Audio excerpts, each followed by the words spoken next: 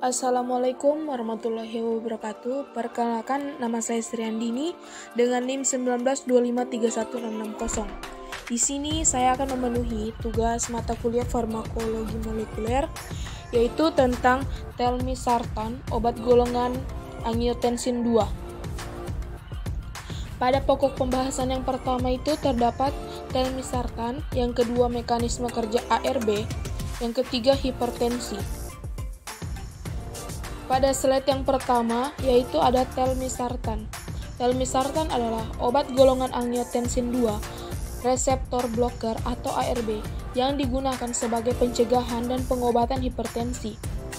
Telmisartan termasuk kelas 2 berdasarkan Biopharmaceutical Classification System atau BCS karena memiliki kelarutan yang rendah di dalam air dan permeabilitas yang tinggi. Menurut penelitian telah diidentifikasi bahwa telmisartan bekerja langsung terhadap reseptor A2 agnosis. Hasil yang ditunjukkan yaitu membuat telmisartan lebih paten dan antagnosis yang selektif terhadap subtipe AT1 reseptor. Telmisartan merupakan obat yang digunakan untuk mengobati tekanan darah tinggi atau hipertensi dengan menurunkan tekanan darah, maka membantu untuk mencegah stroke, masalah ginjal, dan serangan jantung. Obat ini bekerja dengan merelaksasikan pembuluh darah agar darah dapat mengalir lebih mudah dan lancar. Dapat dilihat pada slide selanjutnya itu ada mekanisme. Dapat dilihat pada gambar itu ada reseptor angiotensin merupakan keluarga GPCR, suatu reseptor yang terikat pada protein GQ yang mengaktifasi sistem fosfolipase. Jika angiotensin 2 berikatan dengan reseptornya, maka protein GQ yang teraktivasi akan menstimulasi PCL yang akan memecah fosfoinositida atau PIP2 menjadi inositol. Berbagai protein selanjutnya akan difosforilasi oleh protein kinase dan memicu berbagai fungsi sel yang terkait seperti vasokonstriksi, aktivasi sistem saraf simpatik, menyebabkan retensi garam dan air, dan melepaskan aldosteron dan kelenjar adrenal. Pada reseptor angiotensin 2 terdapat dua daerah tempat angiotensin 2 atau angionisnya dapat berikatan. Antagnosis reseptor ini atau di dalam hal ini itu sartan dapat berinteraksi dengan asam amino pada dominan transmembran yang dapat memecah angiotensin 2 untuk berikatan dengan reseptornya.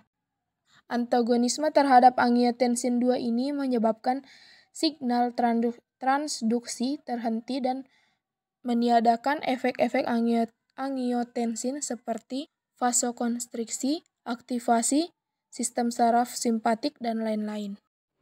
Contoh golongan obat ARB atau angiotensin 2 reseptor blocker. Yang pertama itu ada candesartan, yang kedua eprosartan, yang ketiga irbesartan, yang keempat losartan, yang kelima telmisartan, yang keenam itu valsartan. Efek samping obat yaitu yang pertama itu pusing, sakit kepala, kedua kelelahan, yang ketiga sinusitis, infeksi saluran pernafasan atas atau faringitis, yang keempat infeksi saluran kemih, yang kelima nyeri punggung, nyeri otot, yang keenam diare, sakit perut, dispepsia, mual. Perhatian khusus yang pertama itu pasien dengan gangguan volume atau kekurangan garam, masuk pasien yang dalam terapi diuretik jangka panjang. Yang kedua, pasien dengan stenosis arteri ginjal, stenosis aorta atau mitral, penyakit biliaris obstruktif. Yang ketiga, gangguan hati dan ginjal dari ringan sampai sedang. Yang keempat, laktasi. Indikasi telmisartan adalah untuk tata laksana hipertensi esensial. Obat dapat juga digunakan pada stroke dan untuk mengurangi risiko kejadian kardiovaskular mayor. Kontraindikasinya yaitu yang pertama, penggunaan bersamaan dengan aliskiren pada pasien dengan diabetes dan gangguan ginjal. Yang kedua, kerusakan hati berat. Yang ketiga, kehamilan. Interaksi obat. Mengkonsumsi beberapa obat secara bersamaan dapat menimbulkan interaksi obat. Menggunakan telmisartan dengan obat-obat lain dapat menyebabkan terjadinya interaksi, yaitu yang pertama, dapat meningkatkan kadar plasma digosin. Yang kedua, meningkatkan kadar serum dan toksisitas litium. Yang ketiga, dapat menurunkan kadar warfarin dalam plasma. Yang keempat, meningkatkan resiko hiperkalemia dengan diuretik, hemat kalium, suplemen kalium atau pengganti mineral yang mengandung kalium.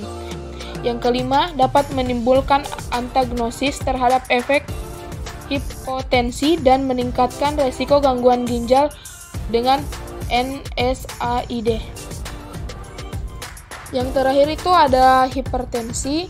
Hipertensi adalah penyakit umum yang didefinisikan sebagai peningkatan tekanan darah atau T dan D arteri secara terus-menerus. Peningkatan tekanan darah didefinisikan sebagai salah satu faktor resiko yang paling signifikan untuk penyakit kardiovaskuler. The Seventh Report of the Joint National Committee memberikan definisi hipertensi, yaitu apabila tekanan darah sistolik 40 mmHg atau lebih dan tekanan diastolik 90 mmHg atau lebih.